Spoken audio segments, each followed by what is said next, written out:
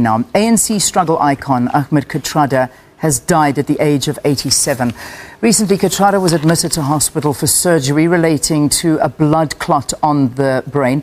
Kathrada was one of the three surviving Rivonia trialists with Andrew Mlangeni and Dennis Goldberg. Along with Nelson Mandela, Walter Sisulu and Governor Mbeki, they were sentenced in 1964 to life imprisonment on Robben Island for charges related to sabotage during the famous Rivonia trial. Uncle Kathy, as he was affectionately known, spent 18 years on Robben Island until October 1982, when he was moved to Pollsmoor Prison near Cape Town. He was released from prison in October 1989, and in 1994, he was elected as an ANC MP and appointed as political advisor to President Mandela. The struggle stalwart has received numerous accolades and awards. In 2008, the Ahmed Kathrada Foundation was launched, which has its mandate deepening on non-racialism in South Africa. Kathrada will be buried at West Park Avalon Cemetery in accordance with Muslim burial rites. For more on the death of Kathrada, we are going to be speaking to the Ahmed Kathrada Foundation's Nishan Bolton in a short while, and we'll be chatting to him as well as other people that, of course, have been influenced by Kathrada, which, of course, includes every single one of us. We've also got our reporter, Caselda Lewis, who's now on her way back to the hospital where we've just got news that Ahmed Kathrada has passed away. We're also trying to get on the line from the Nelson Mandela Foundation, Selo Hatang. He'll be able to talk to us about the legacy of Ahmed Kathrada, a man that has done so much for this nation. And of course, we've been watching him battle for a while. He was admitted into hospital. As you do know, he did have blood clots on his brain. He underwent surgery, and unfortunately at the age of 87 one knows that healing is not as fast and as easy as it is when you're younger, and unfortunately this was the moment that took Ahmed Kathrada from us. All right, then South Africans can also convey their condolences at Morning Live SABC hashtag this morning. Talk to us about how you remember him, and of course sending through your condolences to the families. All right, we'll continue to cover the passing of Uncle Kathy, as he's affectionately known to South Africans. And again, please do send in your messages if you would like to contribute to this conversation. Send in some fond memories. Talk about, if you have read some of his books, what those things that stand out for you. I mean, I can personally share one of my stories. It was after Nelson Mandela had passed away. Yeah. And Kathy, I think, was turning, it was 85. And they had a special screening of a documentary of his life, but this was a surprise to him. He didn't know that this was happening. In fact, he thought he was being called to the Nelson Mandela Foundation to come and watch a movie of Nelson Mandela on his birthday, as Uncle Kathy would, because that was kind of a very selfless soul that he really was.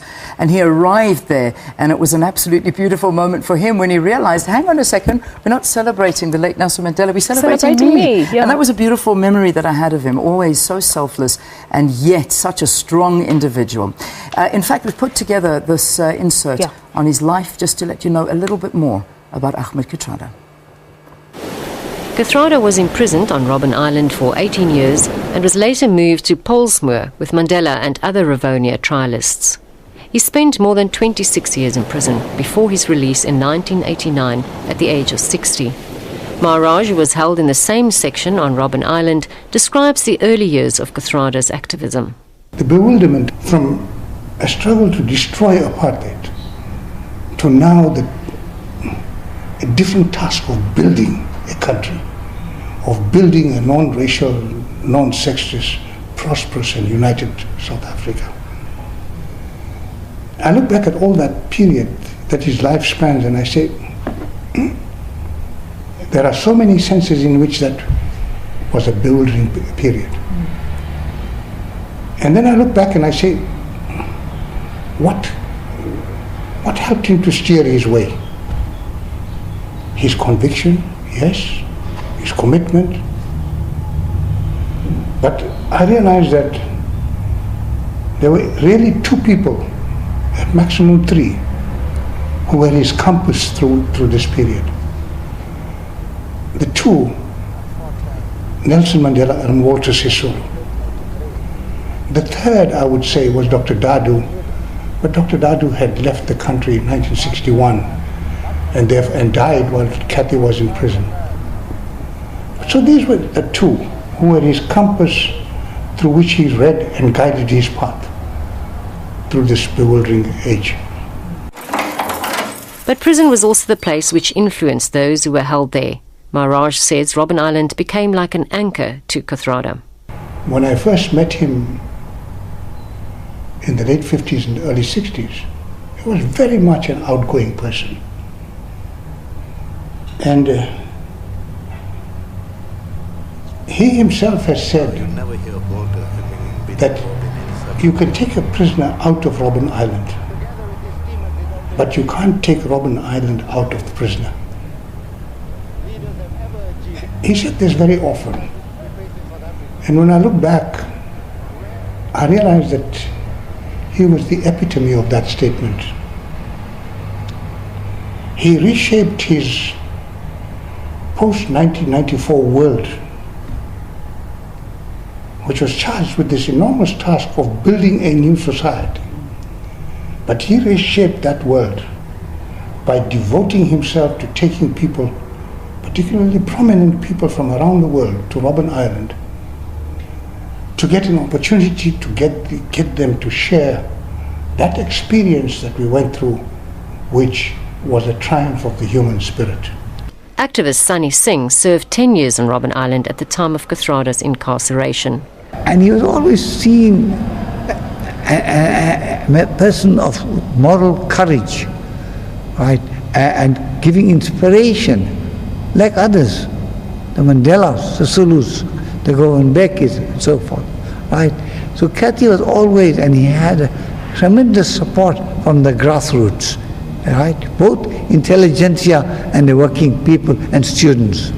And it still continued till the last hours till he felt critically sick. Maharaj says Kathrada had a wicked sense of humour, but it had a strong quality to it. He remembers Kathrada's interaction with one of the warders at Robben Island. And the warder from the ramps, who was supposed to hand over to the warder in charge of the quadrangle, couldn't see the warder, and he shouted at Kathy, "Bas, di bas." Kathy tried to ignore it as if he was not speaking to Kathy, but Kathy was the only one exercising. And Duke persisted, "Bas, di bas." And Kathy, when he realized he could not evade the question, turned around very quietly and he said to him in impeccable Afrikaans, "Meneer, daar is niemand met die naam hier. Miskien u bedoel die beambte." Meaning, there's nobody by that name of Bas, but maybe you are meaning the official. Poor Duke couldn't handle this thing. Here was a prisoner, a darkie, coming back in impeccable Afrikaans. He just gave up and walked away. He left the doors open. He didn't hand over, according to the rules of regulation, he should have handed over to the warder in charge.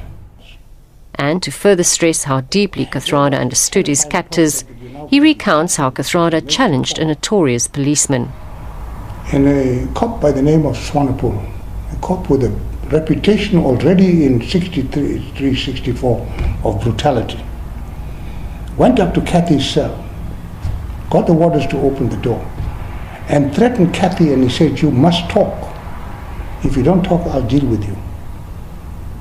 And in that intimidatory atmosphere, Kathy had to find how he's going to handle this. What's he going to say? And having grown up in Schweizerenica, he responded by reciting a stanza from a poem by that noted Afrikaans poet, Jan Celia, which said, "Ek hou van 'n man wat sy man kan staan. That is, I like a man who stands as a man.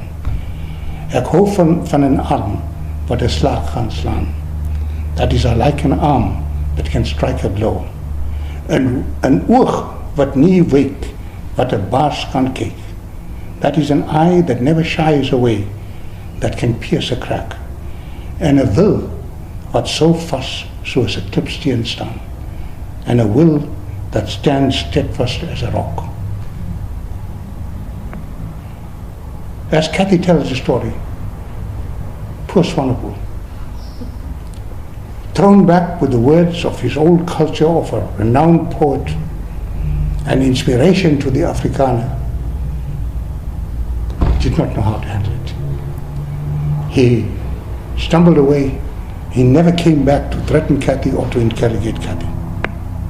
Singh, who volunteers at a photographic exhibition in Durban named South Africa in the Making, says the prisoners managed to communicate and get news through even though they were restricted. Although we were world apart in a sense, they were in isolation and we were in a general section, but we found means of secretly communicating. We developed our own communication system, especially news. They were denied news, we were denied news. I was responsible for news, gathering of news, collating of the news, and smuggling of the news to them and the 16 cells there, distributing the news then. So we were able to use shoes. The cobblers were ANC members. They should break their shoes and we should hide the news in a plastic packet or in hot porridge, sing the packet at the bottom end of the drum, and that's how they should get the news. So that's how there was a communication. Or if we were punished from the general section and taken to the Kulukuts, that is isolated, then we were able to communicate. It wasn't free, only when we met in a bathroom, it's a common bathroom, because they were in a different flank of the isolation section. There was some complication. Because in the 10 years I was there, I think I met Kathy twice. And Mandela I met 3 times. Where the venue was, meeting what? Bathroom. Zuleika Mayat was the sister of one of Kathrada's closest friends. She started corresponding with Kathrada after he sent a condolence letter from Robben Island to her family after a fatal car crash. So I replied on behalf of the family, thanking him and so on. And in the end, I just said, is there anything we can do for you? A week or 2 later, or maybe a month later, a letter comes from Robben Island. It is from Kathrada. And he says, he writes something more, and then I replied something more, and this went on for 10 years. She kept his letters and her own original letters to him. The ones Kathrada received were all censored before reaching him. These letters were later published in book form. And the last letter that I wrote to him, that was, I said, this morning, this was wonderful news, awaited for many and long years, we heard of the release of the detainees. That was my last letter I wrote to him. I don't know whether he ever received it. I forgot to ask him about it. But in the end, I said, I hope you are released even before this letter reaches you. However, I make haste in adding that having been wrenched away from the outside world for 27 years, the entry into it will be traumatic. Adjustment problems will be tremendous. Party and people will want you to do what they decide for you. Through the 10 years of our correspondence and from the brief meeting, I have personally no doubt that the quality of resilience, also those of self-reliance and confidence that you exude, is for me sufficient guarantee that you will be your own man. And may Allah guide you. Salams. That was my last letter to him. Maharaj says Kathrada's personality was perfectly described by Mandela. This morning I came across a statement by Madiba, and I think he captured a central feature of Kathy. When he said that Kathy was a quiet and courageous man whose devotion to the cause of justice has been shown to be in the very highest tradition of his calling, close quote. When I looked at that statement by Madiba, I said, no, he really captured Kathy. Yes, Madiba is right. The cause was Kathy's calling. Yes, Madiba was right. Kathy was totally devoted to that cause. But there is a qualification to one part. Because Kathy was a man, a fun-loving man who loved laughter.